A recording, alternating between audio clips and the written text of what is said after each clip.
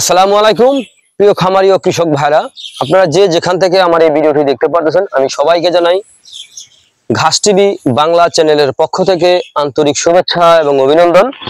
আজকে আসলাম একটি ঘাসের জমিতে, আমেরিকান গুয়াতিমালা হাইব্রিড ঘাসের জমিতে। এই ঘাসটা কিরকম হয় আমি আপনাদেরকে কিছু কথা বলবো। আমি তার আগে বলবো আমার ভিডিওটি না টেনে সম্পূর্ণরূপে দেখবেন, তাহলে বুঝতে পারবেন। এই যে আজকে যে ঘাসের জমিতে আমি দাঁড়িয়ে আছি, এটার নাম হচ্ছে আমেরিকান গুয়াতিমালা ঘাস। এই আমেরিকান গুয়াতিমালা ঘাসটা কিন্তু আমাদের দেশে হিসেব করতে গেলে নতুন, হয়তো 1 থেকে 1.5 বছর হয়েছে সর্বোচ্চ। কিন্তু এই ঘাসটা কিন্তু আপনার রোপণ করলে কিন্তু খুব বেশি পরিমাণে হয়ে থাকে। দেখা যায় এই যে ঝোপাটা আমি রোপণ করেছি, এই ঝোপাটা রোপণ করার পূর্বে একটি চারা রোপণ করেছিলাম। একটি চারা থেকে দেখা যায় একটি বিশাল বড় একটি ঝোপায় রূপান্তরিত হয়েছে। এই ঝোপাটার ভিতরে ঘাসের ডগা আছে, যদি কম করে হয় তাও আপনার 40 থেকে 50টির মতো হবে। যখন দেখা যায় ঝোপাটা কাটা হলে কিন্তু আরো বেশি হবে। এক একটি ঝোপায় এখন বর্তমানে যে অবস্থানে আছে, এই অবস্থায় প্রায় 10 কেজির উপরে আছে ঘাস। যখন দেখা যায় এটা এখন প্রায় 5 ফিটের মতো হয়েছে, দেখা যায় 5 ফিটের যখন পরে আর একটু বেশি হবে, 2 ফুট বৃদ্ধি হবে, তখন এই ঝোপাটার ভিতরে ঘাস হবে কমপক্ষে 40 থেকে 50 কেজি। ঝোপাটায় এই ঘাসটা কিন্তু আপনার প্রায় 10 থেকে 12 ফুট পর্যন্ত উঁচু হয়ে থাকে।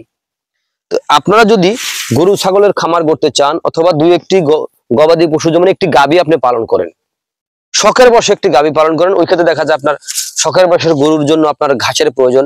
অথবা 2-1টি ছাগল পালন করতেছেন শখের বশেতে, দেখা যায় ওই ছাগলেরও কিন্তু আপনার ঘাসের প্রয়োজন। আপনি ঘাস ছাড়া কিন্তু পালন করতে পারবেন না। দেখা যায় আগেরকার দিনে কিন্তু আপনার ছিল ঘাস, বিলের ভিতরে অনেক জায়গা ছিল, দেখা যায় ঘাস হয়ে থাকতো এক এক জায়গায়। কিন্তু এখন আর সেই দিনটা কিন্তু নাই, কারণ এখন বর্তমানে যেখানে জমি পাওয়া যায় সেখানে কিন্তু আপনার ফসল ফলানোর জন্য চেষ্টা করা হয়। ধান, মরিচ, গম, পাট, এক একটা ভুট্টা, এরকম ভাবে অনেক কিছু রোপণ করা হয়। দেখা যায় ওই ক্ষেত্রে দেখা যায় আপনার ঘাসটা কিন্তু আর থাকে না। তো এই ক্ষেত্রে দেখা যায় যদি 2-1টি গরু ছাগল পালন করতে যান, যদি আপনি এই ঘাস চাষ করেন, তাহলে কিন্তু আমরা গরু পালন করতে বা ছাগল পালন করতে আপনার কোনো অসুবিধা হয় না। এর কারণ হচ্ছে ঘাসটা আপনি একবার রোপণ করেছেন, দেখা যায় ঘাসটা হওয়ার পরে দেখা যায় আপনার প্রত্যেকটা দিন আপনার এখানে কাটতেছেন, গরুকে নিয়ে খাওয়াইতেছেন অথবা ছাগলকে খাওয়াইতেছেন, আবার দেখা যাচ্ছে আরেক প্রান্ত যাইতে যাইতে দেখা যায় অন্য প্রান্ত থেকে আবার ঘাসটা কিন্তু হয়ে যায়। তো এই জন্য লোক বলতেছে যে আগে ঘাস চাষ করতে হবে। ঘাস ছাড়া কিন্তু গরু ছাগল পালন করা কোনোভাবেই সম্ভব না, কারণ ঘাস হচ্ছে গবাদি পশুর একটি প্রধান খাদ্য। তো দেখেন এই যে আমেরিকান গুয়াতিমালা ঘাসটা, এই ঘাসটা কিন্তু পাতা হয়ে থাকে, প্রচুর পরিমাণে পাতা। এই ঘাসে প্রচুর পরিমাণে ক্যালসিয়াম রয়েছে। এই আমেরিকান গুয়াতিমালা হাইব্রিড ঘাসে আপনার দেখা যায় অ্যালোভেরা জেলের মতো আপনার জেল পাওয়া যায়। এই ঘাসটা কিন্তু প্রচুর পরিমাণে রস হয়ে থাকে।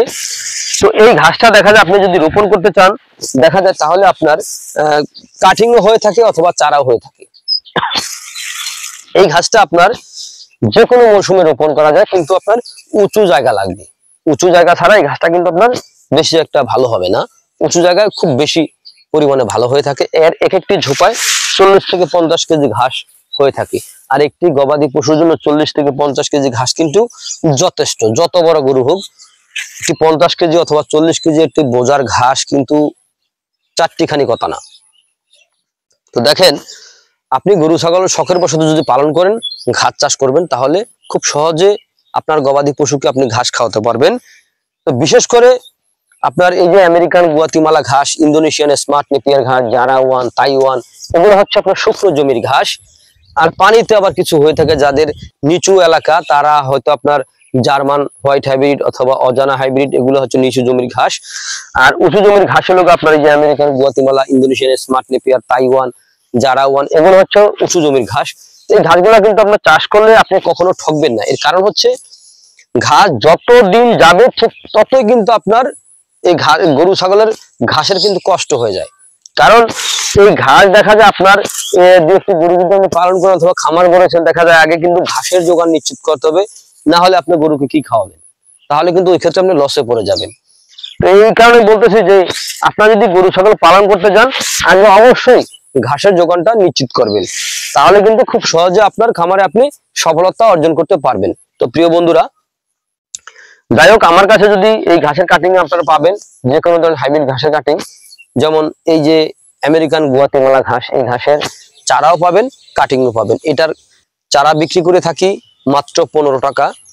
আর কাটিং বিক্রি করে থাকি 2 গেট না 3 গেটের কাটিং বিক্রি করি মাত্র 10 টাকায়।